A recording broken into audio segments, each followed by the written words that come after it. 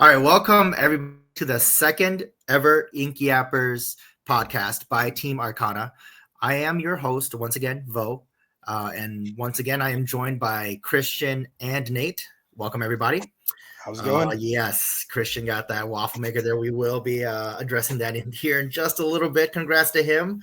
But we got quite the itinerary here today. As everybody knows, the Jafar set champ and set 8 meta has finally come to an end. I wanted to go over that first really quick. So how did that go for everybody? I will go first.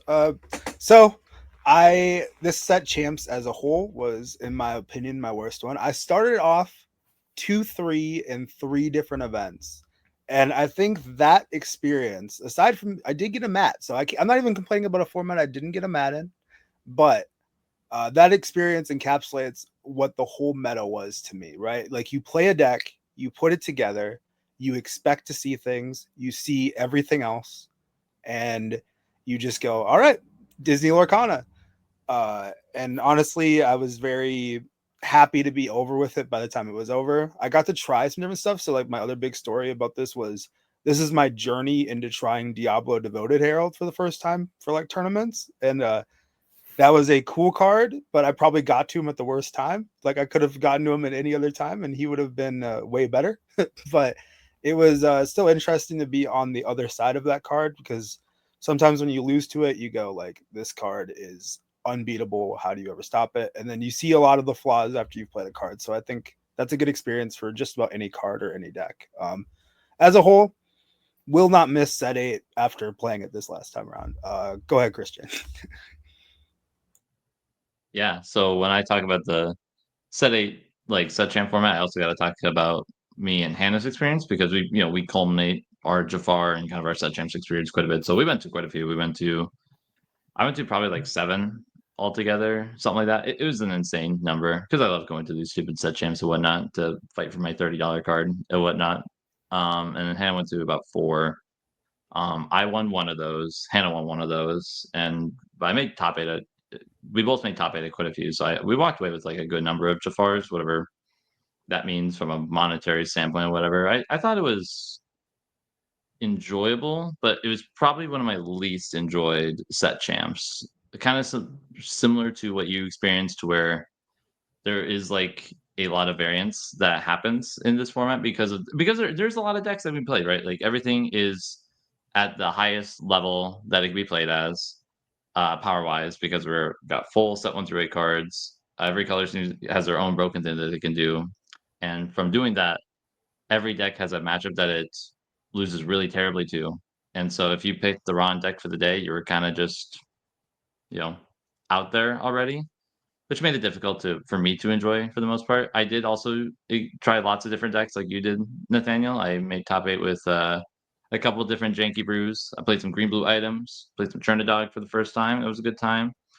Eventually, I also played a couple Diablo decks that also were awful for me. Every time I played a Diablo deck locally, I'm just like, okay, I'm playing red blue, because for a while everyone forgot that red blue was like a really good deck, and that's what I won my set champ with, was red blue. And then I eventually kept going at it, and then yeah, I wish I had more to say about the set 8 set champs, but they were just kind of whatever, right? It was our longest one uh for that we've had so far, and it wasn't the most exciting. I'm sick of losing to Ariel, Whole New World, Diablo, John. I'm sick of all these cards, right? I've seen it for too long. That's what I got to say about it. All right, thanks for sharing, Christian. Just I did want to come back to you, Nate. So Christian was telling us what he succeeded on. What deck did you end up finding your success on? Because we know that you want a mat, but like, well, now everybody that's listening in is gonna know that you also want a mat. What did you find your success on? Yeah. So thanks for asking. The one that I actually won a mat with was green purple discard, and that deck overall was just, again, I went on this Diablo journey. I played like 3 different Diablo decks. That was kind of my big theme. We actually do have one more set 8 thing that we're gonna do, and we'll talk about that later on. And I'm probably gonna play another Diablo deck for that. So I'm just gonna keep going. But I did green purple discard was like very strong. I had a lot of fun playing the deck because it was what seemed to me to be the highest agency that I felt in any game for how I play the game. So like being able to make good trades, get lucky and high roll people. You kind of might know a thing or two because we did play against each other that tournament. But I had a great time playing that deck specifically. And then I did kind of find my stride a little bit halfway through the set too. I played Ruby Amethyst to getting a top 4 finish, and then Steel Song to getting a top 4 finish too. So I had some luck towards the middle of the set, but the beginning was just, it was not my set champs for sure. So yeah, no, just like just bouncing off of what Christian was saying, like I did end up missing the first weekend of this set champs because it was my birthday, and me and the wife, we went to down to Orlando, visited Universal and Disney World for the birthday, and then we came back on that second weekend. I got really lucky. I played Ruby Sapphire and I won my playmat on the very first try. And that's always like for me like a huge relief. Like sometimes it's like I've been there where you make it to the end of the month or the end of set champs, and you're like, oh my gosh, there's a possibility that I'm just not gonna get one here. And for me anyway, that's always my goal every set chance, to just at least get a mat. So I won my first play mat there, and then that gave me way more breathing room for myself to play some fun decks. So like Christian, I played blue-green items. I threw together like an Oswald blue steel, like hoping to roll into some steel chromacons and plasma blasters. That was a lot of fun.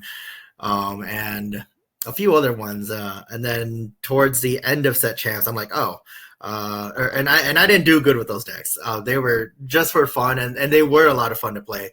But towards the end of set champs, I was like, oh, I only have 3 more left to go, and I only have 1 Jafar promo card. I should probably play some more real decks to try to get a play set. So I played green steel discard. That got me a top 4 finish.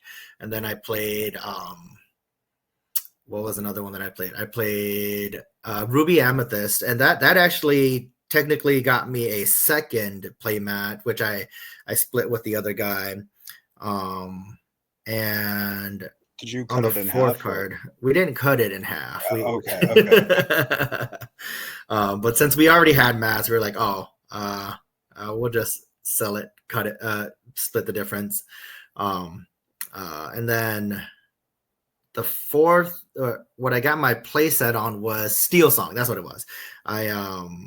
I kind of went on a tear that day. Actually, I got really lucky. Got some good matchups. Hit top 8, and then and then there's gonna be a lot of judgment in the comments, I'm sure. But it was my daughter's first birthday that day. And I still decided to go out to play, but I had to leave early, so I conceded to my top 8 opponent, grabbed my 4th Jafar, and then just went home, went out to dinner for the baby. And that kind of sums up my set championship journey. It was a lot of fun. I ended up getting a play mat or 2, got my play set of Jafar promo cards, so it was a lot of fun. So something I wanted to ask you guys, just to add to, because we really are sunsetting set 8 here. What is a card that you guys are going to miss, and what is a card you guys are absolutely not going to miss? So like, it's also really interesting to kind of twilight that with our set 9 first impressions. But a card that I'm obviously going to miss a lot is Be Prepared. That is a card that is almost my whole personality. I love blowing up the board and just not dealing with things, but it has made me realize going into a format that does not have it, or even any sort of efficient board wipe, that I've really got to change the way how I play this Disney Lorcana game. Personally, I love that card, but it has changed the way I've played the game for a long time. So I will miss that card dearly, and it holds a special place in my heart still. Card I will obviously not miss, Prince John. It's like the most obvious card to not miss. That guy just brutal for any slow deck that you wanted to play. Makes discard this weird, just like face rolly thing instead of something that is kind of interesting. So I'm excited to not have to play against that card specifically. Go whoever wants to go next. I'm gonna go next here. in terms of cards I'm gonna miss, there's truly only one card I think I would ever actually miss. I've played so much of set 1 through 4 and have lost to the same cards and have won with the same cards so much. I don't think I'm gonna miss any of them. I truly have no love in my heart for any of these cards except for one, and it's Maui Hero to All. I think I love Maui. He was very. It makes sense that he's not getting reprinted, but I think even before Be Prepared, I think Maui is like the biggest loss to the identity of Ruby decks as a whole for how we used to play, where everything in our deck was a 2-for-1, which was the best part about playing Ruby, and it was awesome. Now we don't have that as much, which is I think good for the long term of the game to not have cards like a 6/5 rush inkable character like Maui Hero to All. But he is one that I will miss the most, I will think for sure. And in terms of everything else that I just don't miss anything else. Just my boy Maui, Hero to All. Slap him, Yeah, so I'll go next. I think the card that I'm gonna miss the most is, and it's probably an unpopular opinion, is A Whole New World. Like, I don't know. This is coming from somebody who is a blue steel player over a ranch player or a steel song player, and that card just was not good in blue steel anymore towards the end there, because you just couldn't get the value. Well, you could get the value, but like I was having this conversation with one of our logos. I forget who it was, but towards it's like what Christian was saying. By the end of set 8. We have 8 sets of cards to build a 60 card deck with. So every single card that you have in the deck is good. And when you're wheeling and giving your opponent 7 new cards, you're giving them 7 just good cards again. And that's why blue steel couldn't really take advantage of that anymore. Because you weren't really hyper ramping. The game was just a little bit too fast to set up and do all of that stuff.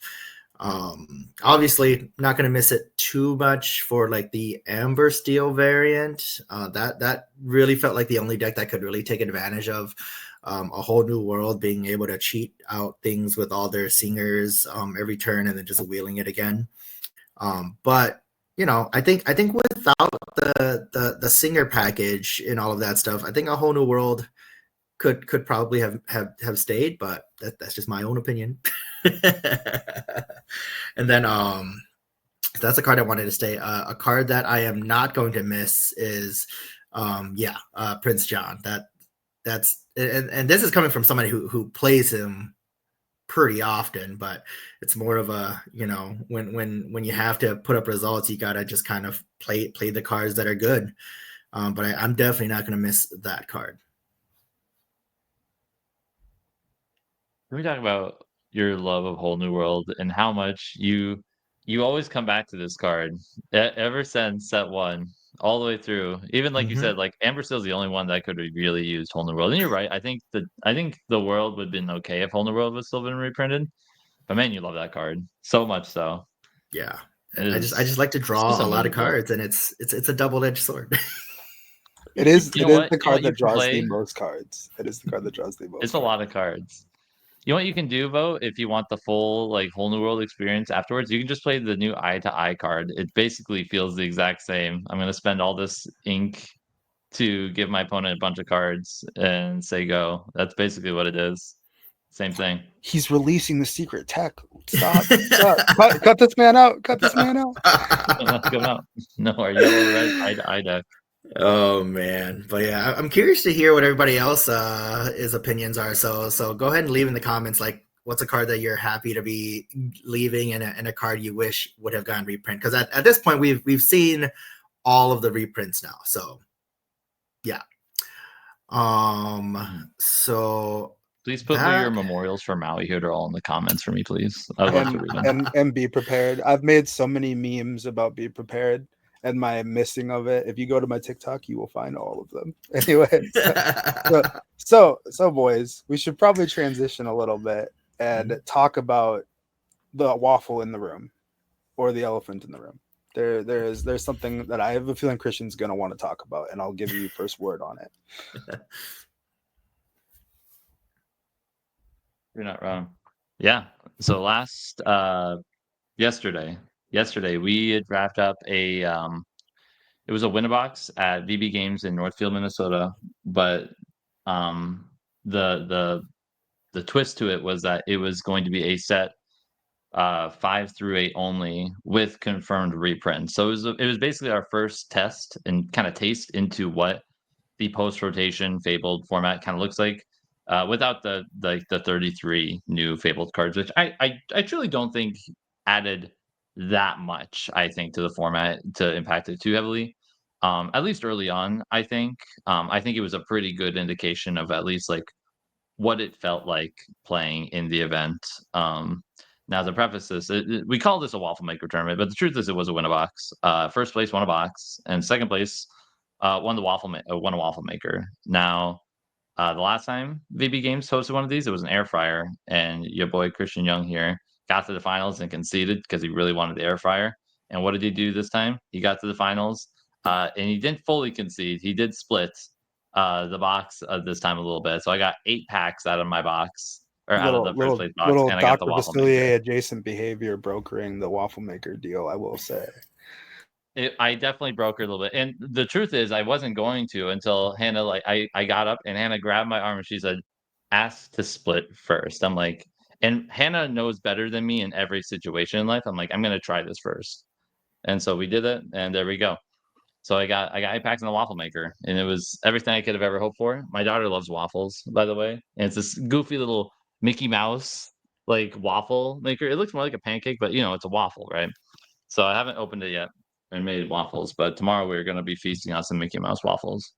Before we go into genuine like card gamer thoughts here, because we're going to have a lot of those, I talked maybe an immense amount of crap about how I was going to take this waffle maker from you and your family in this tournament and go paint it gold. And obviously I do not currently have a waffle maker that is a winning. I already have one. I didn't even need the waffle maker. I want to make that very clear. You want to make spite waffles? Spite waffles, yes, exactly. So I did have to eat my words while you were eating your waffles, but I just wanted to acknowledge the amount of crap I did talk for the waffle maker situation. It was an honor to hear the crap talk. It was a joy to hear, frankly. I love that stuff.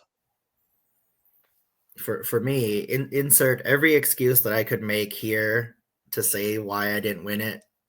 That's what happened. I'm just kidding. No. I ended up getting paired up with Christian round 1, and like, and to my knowledge, yeah, you did, but you also like you had a lot more practice, and I came into this with a deck list that I just like threw together, zero practice, and actually performed a lot better than I thought. But before we talk about my stuff, Christian, why don't we talk about like what you won this on? And I'm going to put it up on the screen here for you guys in edit. So you're not just looking at our beautiful faces to show you the list that Christian was playing and explain it to us. Yeah, absolutely. So the name of this deck, as you can see, is Bullets Made from Grapes by JDRR. I do got to give credit to the deck list here. This is a JDRR. Shout out to the Flower Farm deck list that in my testing, I was testing a bunch of deck lists, and I'm in the Flower Farm Discord. I participate. Participate is the word for it. By participate in tournaments and do all the stuff there. And JDR released this deck list on Twitter that I really, really liked, and I was going to take it to this event to give it a shot after trying out a bunch of things. I really wanted the waffle maker, to really preface. Otherwise I had this really sweet Ruby Steel Heroes list that was doing like pretty okay in testing, but I wanted like the most chances to get this waffle maker for my daughter. I really got to preface, this is for my daughter. Shout out to Wendy. But the deck was really, really good. It's just a dock deck, essentially, and with the steel dock. But we're missing a lot of the bounce stuff from set 2 that really exacerbated the dock engine, being able to just bounce dock and replay it as many times as you want, like it's Christmas, man. But the supplicant that we played, there's Yzma in the deck. And Yzma, if that card is unanswered, you probably just win the game. It is unbelievable in a format where there's like so little draw, and like the removal that you can remove is super, like, if you're playing against like another steel deck, they can strength it, right? But that means they're not strengthening something else, and it's really, really sweet. I really, really enjoyed it. It felt good to like, because I tend to play decks that go tall. I love blue decks, so I love like bigger, chunkier guys, right? But it felt really good to play this deck and go like omega giga wide. Some games there was like some games I had like 9 characters on the field at one turn. I'm like, what are you what are you gonna do? Be prepared.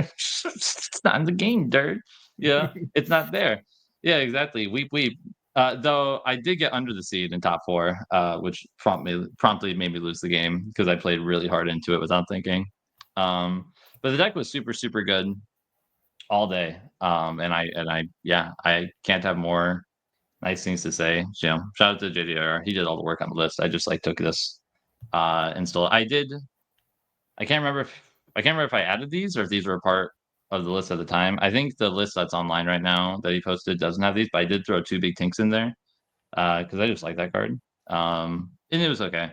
The games I played it was obviously good, and the games I saw it too early, I'm like, thank you. It was good enough. That's all. I mean, that's what I got to say about the list. It was fire all day. I'd play it again in a heartbeat. All right, we'll save Nate. I'll go next and save Nate's spicy list to cap us off here. So I ended up going 2-2 in the tournament. There was 16 players, so it was 4 rounds, cut to top 4. First round, obviously, lost to Christian. So I'm gonna put up my deck on the screen here now. So I brought Ruby Amethyst. So again, like I was saying, I had 0 practice. Yes. Coming into this, I was expecting just about everybody to go the safe route, and it kind of was a good call. Just not all the matchups. Disney Lorcana happened, and I didn't get all the matchups that I wanted to see. But the ones that I did, it performed very well. I built this deck to beat all of the Amber Steel aggro style decks, and shout out to some of these cards here, like the Queen of Hearts, all the damage moving cards like Bell, Panic, and the Big Bell.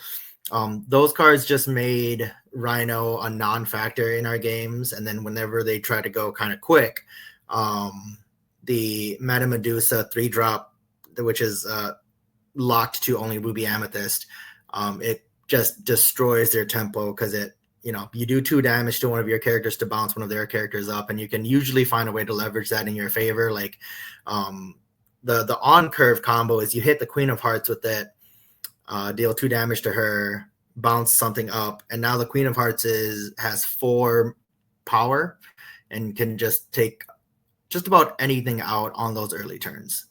The 3-drop Sisus, I kind of put in there just for a little bit of an insurance because I was kind of afraid of running into like the new Amber Ruby mini card, the 0-8 bodyguards. Those kind of like scared me a little bit. And otherwise, it was a pretty usual Ruby Amethyst list. I had the 7-drop Hades in there that drew me a ton of cards, and it's going to become kind of like a running theme here that you guys are going to notice that in the new set or in the new rotation, draw power is going to feel very, very low.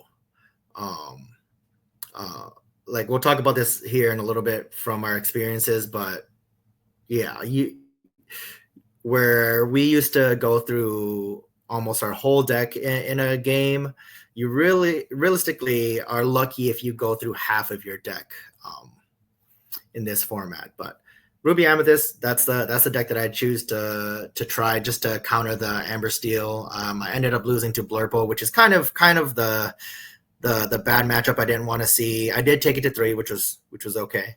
But yeah, it's kind of a much cleaner meta now, in my opinion. Why don't we talk about your spicy list, Nate? I think you're still muted, Nate. So, there we go. So I played a red steel, what I'm calling control. And this list was definitely, I won't say it's better in theory completely. The thoughts made sense, but the deck itself in practice had a lot more non sort of engine things. We really went heavy with the Tinkerbell package with Tinkerbell, Prince John, and Sisu. That was kind of my initial thoughts when I built the deck. That and playing with the card Light the Fuse, because I just assumed that every steel deck is going to want 4 strengths. So if you have more than 4 strengths, you should be able to win all of your sort of board battles. Did it always pan out like that? Not exactly. There's a lot of inconsistencies in the deck, and I think one of the biggest overarching things, like you said, we'll kind of go into more of the sort of kind of king mechanics in the game, but stats are everything. So like playing with a 1/1 evasive just didn't feel as strong as I wanted it to. I will say that the best thing in this deck felt like Tinkerbell, the 2-drop Tinkerbell being shifted on by the 4-drop Tinkerbell, or the 6-drop Tinkerbell, I should say. That sort of won me the game in different spots that I didn't expect it to necessarily. And I think things that I liked a lot were that, and then the main thing being just Strength of Raging Fire is such a good card, right? Like that card is unnecessarily good. It's the best piece of removal in the format. Everything else, that's the big card I wanted to talk about was Namari. Namari having the amount of strength she does, she just gets so tall so quickly and can get through things like your locations, like the mine, Tiana, and just about anything else. Her ability to filter, like you said, the biggest thing was our ability to draw being kind of limited. She lets you see more one-ofs and different things, like just more of your deck, right? Like even if you're like happy to pitch for like a shark, like a Pirate's Life, like I milled the Pirate's Life one time just to be able to get it back with shark later. So like there's different things that you can do with this deck that feel good. There's definitely bones here that I really liked, but overall, like I said, I went 2-2. I wasn't super happy with the way the deck was built, just on like a numbers wise, and then card choices wise, I would make some different ones. But there's things that I really liked about here, and it was a spicy list. I knew that there was a chance that I just like, poop the bed a little bit, right? Like, so you just gotta get Disney Lorcana. But overall, I had a lot of fun playing the deck to a certain degree. And then if we just want to go into kind of our first actual thoughts of like sort of gameplay, we don't need to be super specific about our games completely, but just like what we think of the way the game is going to be played now. Christian, you can go ahead and start with that. So before we go into that, Nate, I actually had a question for you about your deck list, because what I think is like really interesting about the fact that you chose to bring Ruby Steel to this tournament was that it's a color combination. It's always been a meme, right? Like, oh, who's bringing Ruby Steel, to like a set champ or to league night? It's always been this thing that's always been kind of looked down on for ever since the game's inception. And you said you didn't have like the best successes overall going 2-2, which is like still like not the worst record one could have at a tournament. Do you think overall like the Ruby Steel like archetype felt reasonable enough to pick up and try again, from like a core standpoint, competing it with the rest of the steel decks that exist in the metagame with what you currently saw at the tournament? Do you think it's actually like at a time where it's as far from the meme tier title as it's been, and as long as the game's been around? What do you think about that as someone who's played it? I definitely thought that so I'm just going to go into another, like, since we're talking about impressions of the format a little bit, because I think that that's really relevant context for what I'm going to say here. I think if you are playing strong characters to the board, you are in a really, really good position. And I feel like Ruby Steel does have a lot of strong characters. There's just characters in here. It doesn't always feel like super cohesive completely, but I could see a version of this deck that just has enough raw power to be able to handle itself with other decks a lot better. So I would definitely say that this is as far away from a meme as we get for Red Steel. And I could even see like it actually is putting up results. Like I genuinely felt by the end of it, there are powerful cards in these colors and in this possible shell.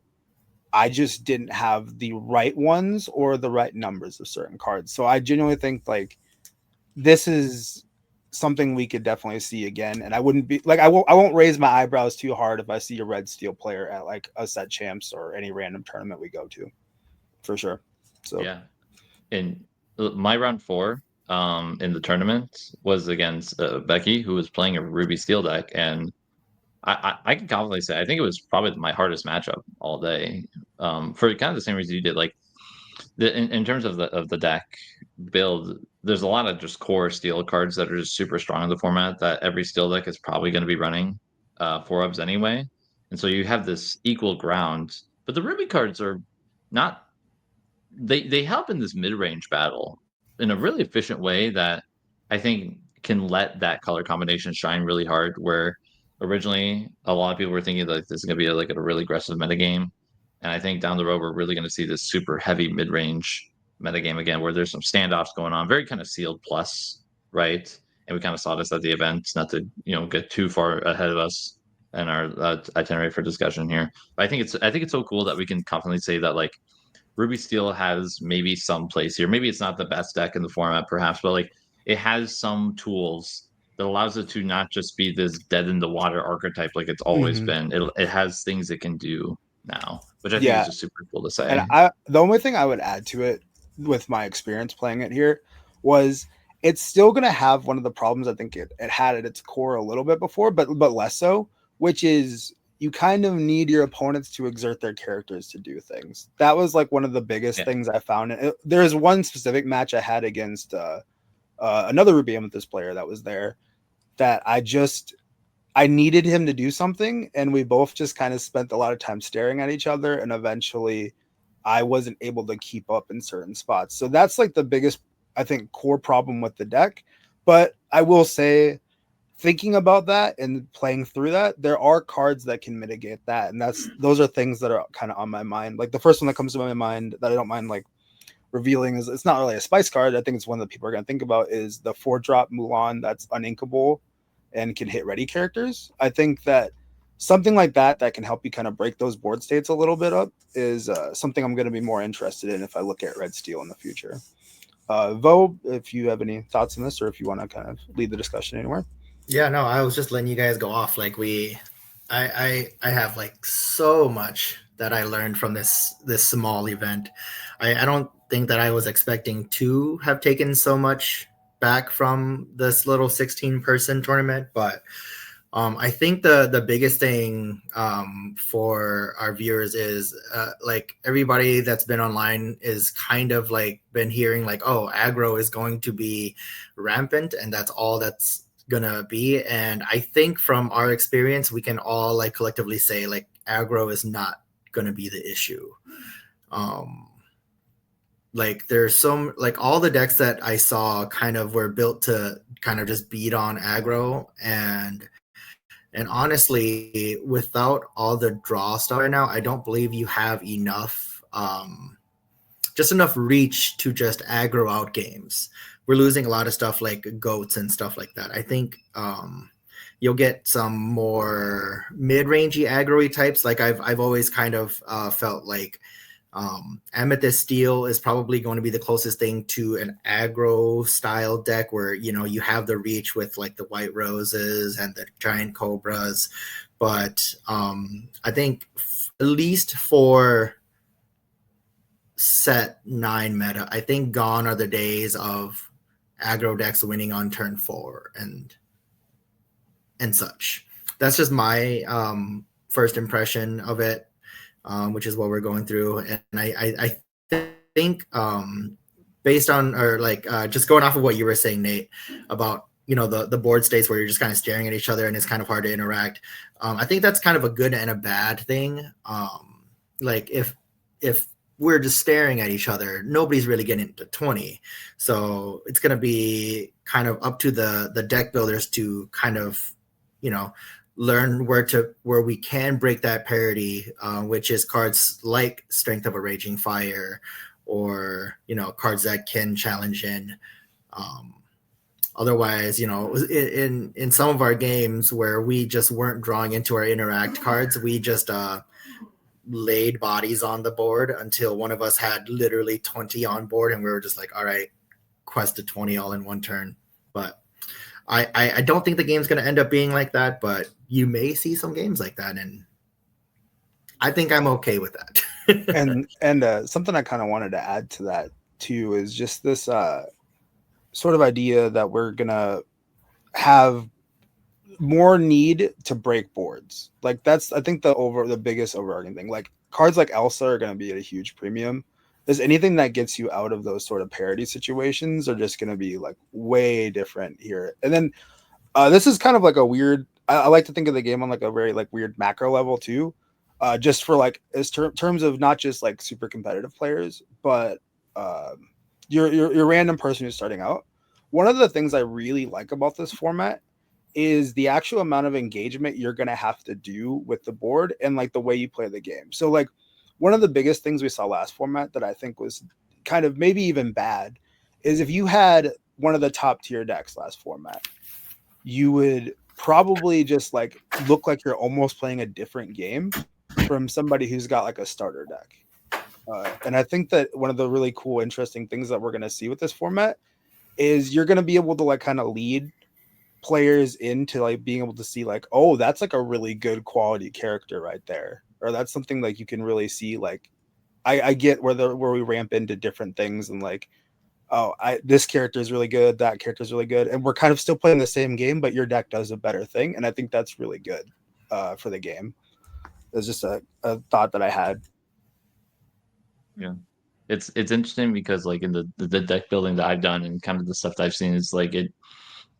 Excuse me. There is like this positioning of when you pair like a certain color with another color, they kind of fall into a spectrum of matchups again, kind of similar to set 8. But I think on a different access, more I think wholesale to what it was before, like in set 1 and 2, where I think Blurple's a good example of this, right? Where you have an Amethyst. If you in the world of Amethyst decks, the blue one is the best against all the Amethyst decks because it just does the Amethyst thing better. But as soon as you put something with a pair it with blue or Sapphire, you tend to weaken your aggro matchup capabilities, right? And so you see this in all these different shapes. Like, okay, I'm going to play this blue deck, but now I'm going to struggle into the aggro matchup, which is a popular deck early on, right? It's a very popular thing to do early on, and sometimes even in the middle if there's a good aggro deck found. And then if you like put everything into steel, then you're such a good mid-range deck, but then all the blue decks tend to like go over you because all the stuff that's bigger than the mid-range deck goes over. We kind of go back to kind of TCG fundamentals, I think 101 in this set, where your choice of not just like how you deck build and like what you bring to a tournament, but how you proceed to play into every matchup, I think is going to make a really big deal. I really enjoyed the fact that this feels like a very sealed-esque format. I love limited play. I enjoy those board stalls where like who quests first and like who do I quest with makes a huge presence in the game. In that Ruby Steel matchup I had as like an example of this, it was me and my 2 Captain Hooks versus Becky and her like Captain Hook and a double Calhoun. I'm like, oh my gosh, what am I going to do to try to break this, right? What do I have to do? What's the problem do I have to solve, right? Lorcana is a game all about problem solving because you can't do stuff during your opponent's turn, right? And so you have to always position yourself and figure out what's the problem that turn to solve, and trying to find ways to solve it.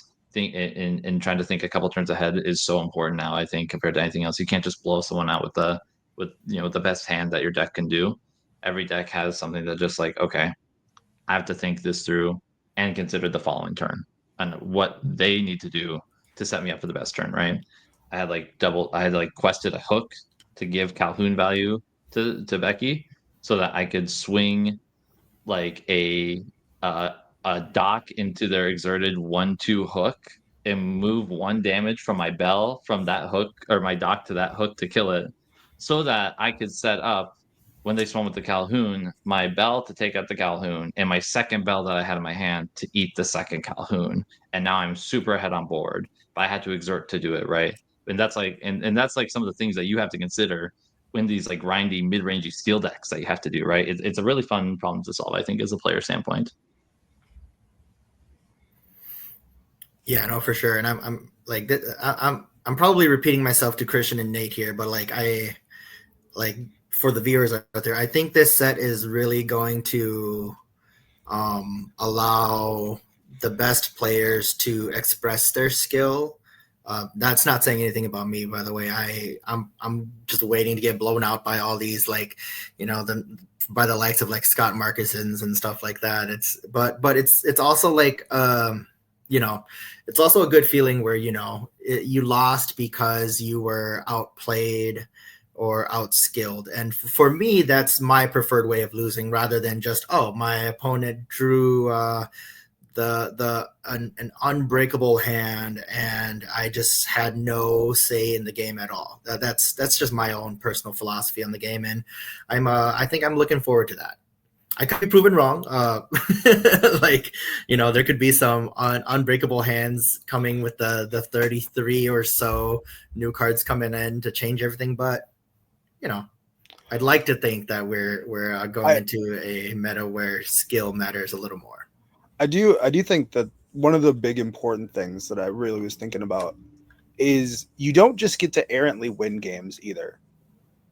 Like, as somebody who really did love Be Prepared and like enjoyed it a lot, there were a lot of times where like you would wipe a board, get ahead, and then you just stay ahead because you ran them out of resources, especially if you played cards like that well. When we're in this like super board based game, I think the biggest thing the biggest word that comes to my head is being engaged with what's going on. Even when you get ahead, unless you get like ungodly ahead, you're still engaged with what they're doing and have to pay attention. You don't get to like freely do things as much anymore, which I think is actually really great. And like you said, Vo, very skill intensive and makes things just overall, it adds to the puzzle and kind of the funness of Lorcana for me, in my opinion. Any other thoughts, Christian, from you? We haven't heard from you in just a minute. No, I agree with all that. It's an exciting time, I think, to be playing Disney Lorcana. There's just, because there's all these cards are gone that we feel like we had to always play in our decks. It's incredible to sit there and look at my bulk from set 7 and 8 that never got a chance to shine and be like, I'm gonna try that. At least get to try it, right? Like, where's this guy? This Mushu, Peter Pan. We don't have him, but this guy's kind of sick though, right? He's kind of sick, nasty. Don't give away our sauce. Don't give away the sauce. No, just kidding. Oh, please. I don't know. So listen, the sauce might broke already. Who even knows? But like, that's the thing. Like, I love trying things, and I felt like I just had no room to try things last few sets, and now I feel like I can at least like try and until the cream rises to the crop, which rises to the top, which it always does in every meta game. But for the first few weeks, I'm excited to at least explore some of the previous sets that didn't get the chance to shine. For sure. All right. So those are our first impressions from our experience with dabbling in the new meta without the 33 new cards or so. But next, we're going to be talking about, at this point, I believe every single card that is going to be reprinted or new has been revealed. So we can talk about all of it now. The set's updated in the app, so everything's there. Yep. You know? Oh, yeah. It is in the app. So if you guys go update your Lorcana app, you're going to be able to see everything. What are you guys excited for? We'll start with Nate. So I would say the 33 cards it's very interesting because there's nothing in there that I think is going to, like, our first impressions here, I feel like are very close to what's going to happen. I think there are decks that can be made out of some of the cards. Like, the first episode, I talked a lot about Powerline, and I do very much so think that there are going to be decks that at least try to be built around it.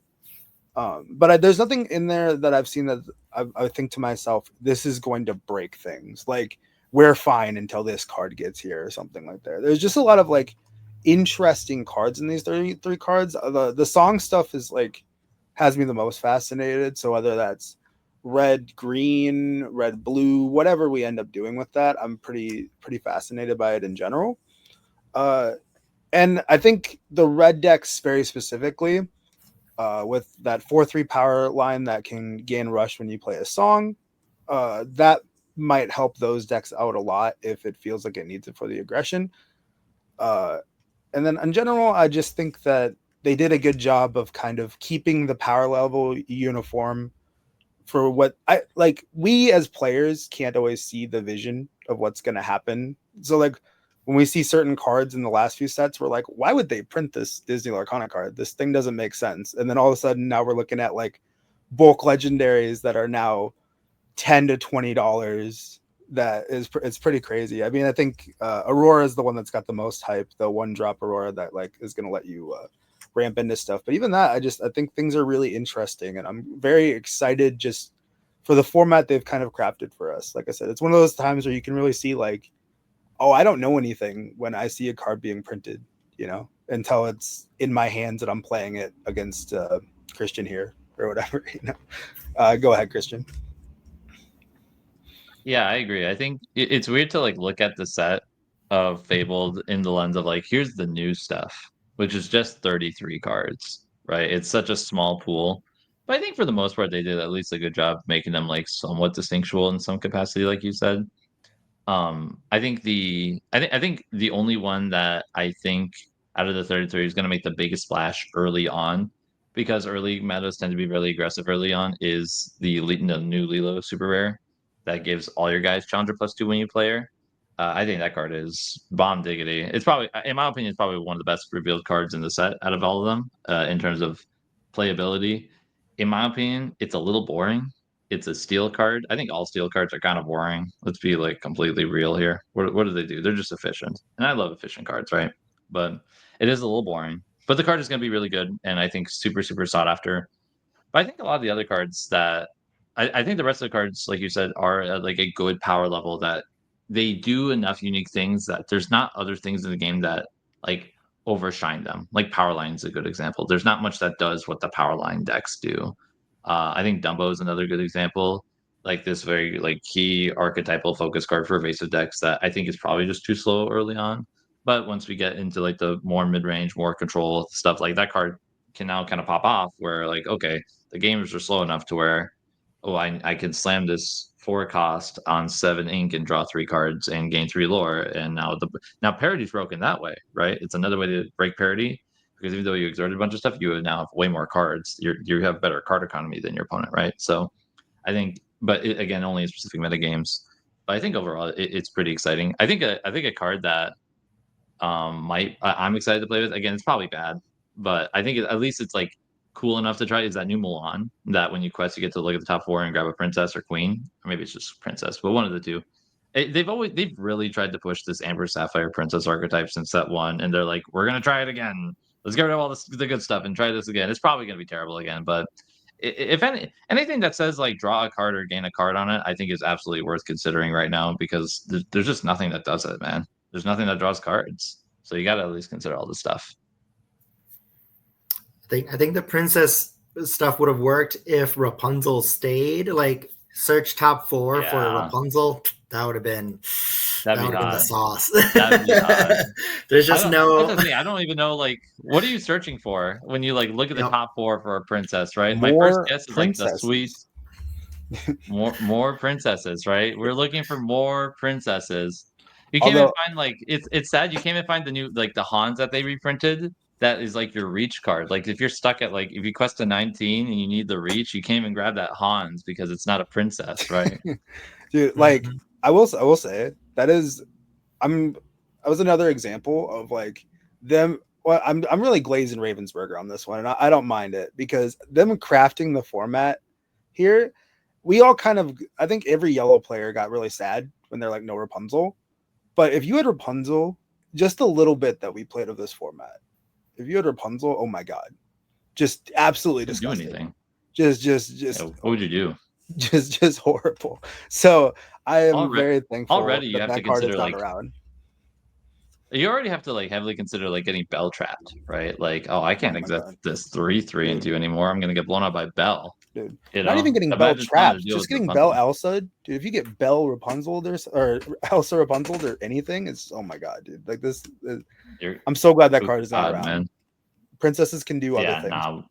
Princesses can do other things. Yeah, they can do this. They can do princess stuff. Did Queen Censor Core get reprinted? Did that card get reprinted? No, that's a card that's coming through rotation. It's coming through rotation.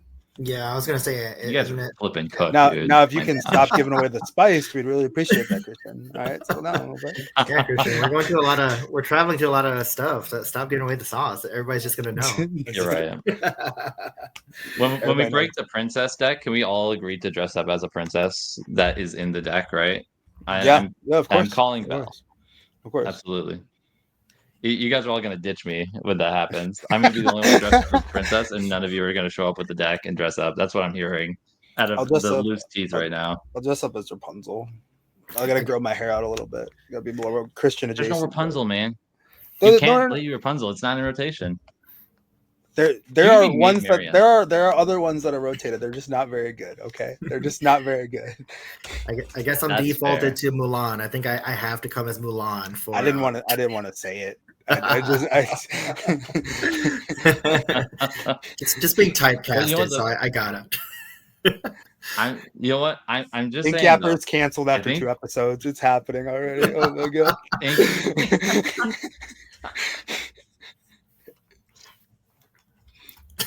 All right, go on, Christian. Sorry. Yeah, go ahead. I got nothing else to say, man. I just want to play princesses. That's all right.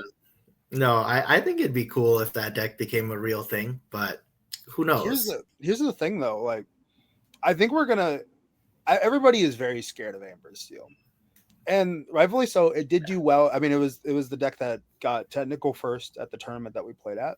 Mm-hmm. But I will say there is a lot more to be doing in this format than Amber Steel. I think that's the biggest thing that we learned. It's crazy to say it, just playing like a 16-player tournament, that we learned so much, but that's real data to look at. And we just really like your impressions matter. And I really think that we're going to be looking at more than just Amber Steel. I mean, maybe you'll get bodied by Amber Steel every now and then and you'll feel sad about it. But there's definitely a lot that we can consider that's not just the basic, like, you know, like games are going to go past 8 turns. That's like one of the biggest like thoughts I had. If we want to go on. Yeah, if you're worried about Amber Steel, just play Ruby Amethyst damage moving. That's the sauce right there. That'll do it. Yeah. There's just really nothing they can do. Yep, exactly. Ruby Amethyst not dead, guys. No, I agree. I agree 100%. All right, so those are our thoughts for all the new stuff. We're gonna go into our last section here. A little bit real quick. Oh yeah, actually, real quick before we do this, I did have to ask regarding Fabled Full reveal thoughts. We have. I'm gonna throw you both on the spot here. Mm-hmm. I need you both to name me your favorite epic and your favorite enchanted from the set, because we know we're gonna pull them. That's not copium. We're gonna pull what we want, right? Mm-hmm. That's what's gonna happen. And I'll start us off here, okay? Because I threw you guys under the bus here a little bit. I gotta look it up. I think every phone here. I have it up right now. I'm looking at all of them, and it hit me again, like how good this set is for enchanteds. I felt like the last few sets were kind of donkey doo doo a little bit for enchanteds, at least for like set like 5 and 6 a little bit, or maybe mainly set 6. How many did you pull? No, the last couple sets, Christian. I'm just kind of interested in that number contrasted with your thoughts on the donkey doo. It's so funny you said that. Let's see, I haven't pulled an enchanted, I believe, since set 4, and that's not even true because I watched my wife pull all the enchanted from set 4, so it's actually been even farther than that. But it's funny. I did pull an enchanted yesterday from my 8 packs at the Waffle Maker tournament. I pulled for the first time in years a wrong lever enchanted, which that card's gone up, which is great. That's super sweet. But in terms of like enchanteds today, right? I'm not gonna take the most obvious one. I think that I think is the best one, but I think the Scar, Finally King, is probably my favorite enchanted in the set. I think it looks incredible, very thematic to the character. It's a shame it's on a terrible card, but I really, really like the art for it, and I would not be disappointed if I pulled that whatsoever. And then in terms of epic, I am going to steal the most obvious one. It's Cusco, because I love purple decks. Cusco is just the best epic. It's not even close, man. It definitely feels like there was like a little bit of mismatch between like the epics and the enchanteds, between like card choices. I think for the most part the enchanteds were really good in terms of choice that they picked, and the epics, like half of them are pretty good, and the other half I'm like, why? Like why did you pick this one? But I can't complain. Those are my 2 picks though. Wait, I want to hear first. because you said you didn't want to pick the most obvious enchanted. I don't think there's an obvious favorite enchanted. I'm looking at them right now, like they're all great. I don't know which one you're talking about when you said there's an obvious one. Which one do you think is the obvious one? I think it's Bell. Yes, that's a good one. That's a good one. Yeah, So I think that's I would, that's the one. I would just like to add, these enchanteds in this set are so good. And this has kind of been my whole joke that I've been telling everybody all through reveal season, is I have forgotten how hard it is to actually pull an enchanted this like entire time, because I'm sitting there and I'm like, oh, I gotta pick. I'm gonna open up that one and that one and that one and that one. I will say, Ravensburger again. Just Nathaniel is on. I'm gonna say Glazenburger. That's what I'm gonna call it now. That's a horrible thing. This is the most cringe line from this podcast. I will clip this later. I think that they did a phenomenal job of giving franchise players a reason to buy this set, because there are just so many good enchanteds in this set. Because I'll tell you straight up, Daddy needs to save some money. All right, I was not gonna spend a bunch of money on this set. And now I'm going to be like, well, how much is a case? There's a lot of really good cards that I want. So now to actually answer Christian's question, there are 3 enchanted specifically that I'm kind of in love with. He did take one of them, and the Scar I think is very pretty, but not particularly playable. That card is Doo-Doo Dogwater, but play it if you don't believe me. I think Hades is like very up there, and then Bell is obvious, and then the Beast doesn't even look like a real Disney Lorcana card, and that's the one I think I'm gonna go with. Is just I can't imagine what it's gonna be like to see one of these in person. It looks unreal. When somebody plays it to me, I'm gonna be like, can I read it? And I'm just gonna stare at it, and they're gonna call me on slow play because I'm just gonna stare at their card. Like, he pops out of the frame just so beautifully. Like I'm in love with that guy. He's what a man, right? What a man. And then for Epic, I'm gonna peak masculinity for sure. Beast cosplay coming from me soon. All right. Then for Epics, you took Cusco as a purple lover. I do love Cusco, but Be King Undisputed. If it couldn't get an enchanted, Epic is the next best thing, right? And I do love me some Be King Undisputed. I don't know how great the card's gonna be, but it's a 7 point. I still want all of these Epics because they just look so pretty. I'm a sucker for borderless whatever. I wasn't before. I used to be a game piece guy, but now the bling is like hit me. Vogue, go ahead with your choices. All right. So you kind of took my choice already too, Nate, but I'm going to just like reiterate on it.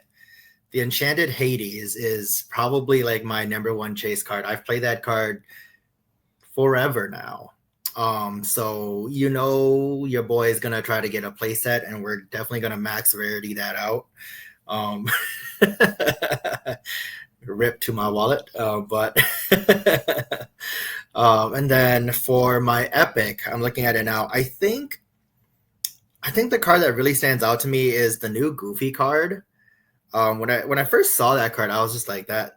Like, oh, it's a location card again. But then the more that I read into it, and then I look at the locations that are available to it, I think the card is just going to be really powerful, and I'm going to definitely try to build a card around that. And that card to me looks like the closest thing to like another enchanted card, just in my opinion.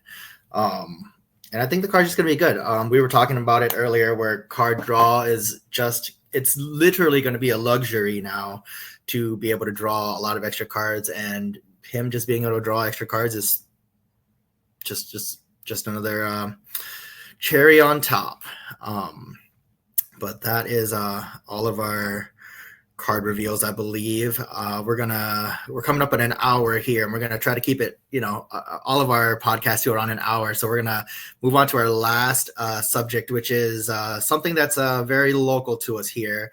It's the upcoming Minnesota anniversary event is coming up this weekend at the Game Center in Roseville, Minnesota. The big highlight of that is Scott Markison has donated his Whole New World pin that he received from Worlds to be raffled off randomly there. It's not something that's going to be won. It's just anybody that's comes to participate on Saturday is going to be eligible for it. I am one of the community leaders here, so I will be hosting and running the event basically. So you guys aren't going to be seeing me play, but I will more than likely show up on stream, which Team Arcana here is going to be streaming. The head host is going to be yours truly, Jeebus. You know, we love him. He's our head stream guy, and he's going to be streaming for the whole weekend, and I might pop in here and there. How about you guys? What are you guys going to be doing for the anniversary event here in Minnesota? I'll tell you what I'm going to be doing. I'm playing Lorcana. I'm going to be enjoying the community. You know, what more can I say? Like, I love a good tournament, but there's something about like a good like event with immaculate vibes is all for it. The last anniversary event was immaculate vibes. My 6-year-old son at the time went and played and had an amazing time there. I'm excited to play there. There's the constructed, like you said. There's the Porcana tournament the following day. I might not play the Porcana tournaments, not because I don't like playing the format, but just because there's also going to be like draft and sealed pods, and your man Christian Young has been jonesing for some limited play. And if that's an opportunity to play some limited, I would really, really want to do that. So I'm gonna be having a good time there. I am definitely going to play some constructed on Saturday, and once that inevitably goes bad, because I'm bringing a meme deck. I'll tell you know what I'm leaking it on the podcast right now. I am playing Green Red Diablo Saturday, so if you want to tech against it, go for it. I'm in. I'm excited though. For the mirror. The mirror. That's what I was gonna play. Oh man! It's on. Shoot! Christian and I never green red better. Christian and I never get paired against each other. Never. Anyways, but the other thing too is what you guys said. I just echo the idea of like our Minnesota community. It's like an incredible community to be a part of for Lorcana. I don't know if it's like that everywhere else, and I don't care. The people around here are awesome. I have so many friends here that I'm just excited to see and play Lorcana with. And then on top of that, just like I love lamenting about losing and then enjoying winning in their faces, especially if I beat them. But I'm excited about that. And then Sunday, I might play Porcana. The format seems very purple heavy, and we'll see how much we want to do purple things, or if we just want to go play some limited with Christian over there, because that sounds pretty fun too. I do love me some limited. I am not as good as it as other people, and that's okay. One thing I did want to add, though, sorry, I'm just going to ramble a little. What do you guys think of limited for Fabled? Because we didn't get into that very much, but I actually think that format is going to be ungodly exciting to play. Like, genuinely. I think we're going to have a very powerful limited format. I can't wait. I can't wait for limited with Fabled. Me and Hannah, we usually buy like 1 or 2 boxes and like a trove or some junk every start of every set. We're not going to do that because we own all the cards already that we would want. We're going to put all that into playing limited events for the first weekend or two, and we are super, super excited. I agree. I think it's going to be a really good limited format. I think there's going to be some good bombs. I think the reprints make it really interesting. I'm very, very excited for it. Hope to pull an epic and just snipe that from folks. First pack pick. You know what I'm saying? That's what we're gunning for. We might be rarity drafting for the first time ever in Disney Lorcana, for me at least. A good thing the rarity also usually means good cards too, because that's a theme that I noticed with Fabled. Like a lot of the high rarity stuff is like super playable stuff too. So that's gonna be a lot of fun. No, I'm looking forward to it. I think Fabled is going to be the best limited set that we've had so far, just because like all of the cards are just good. And there's I'm thinking about it now. There's not like the bad ones that I've seen in the past were like the ones that had like a ton of aggro lines where you're just like, oh, I'm gonna win the dice roll, just 2 question on 1, 2 question on 2, 2 question on 3, and just go. I'm gonna interrupt you and say that there's an objectively horrible limited format, and that was Arcasia's Island. The amount of Baymax's charging stations I saw, I was so much rage in that form. Okay, I'm so sorry to interrupt. All I could think about was that stupid card. All right, go ahead. No glazing on that one for Ravensburger. You never played set 2 limited. That's got to be the worst one in my opinion. You would draft as many Rays as you could, and you could not lose. Basically, he who raid harder, raid last and won. That's what happened in that format.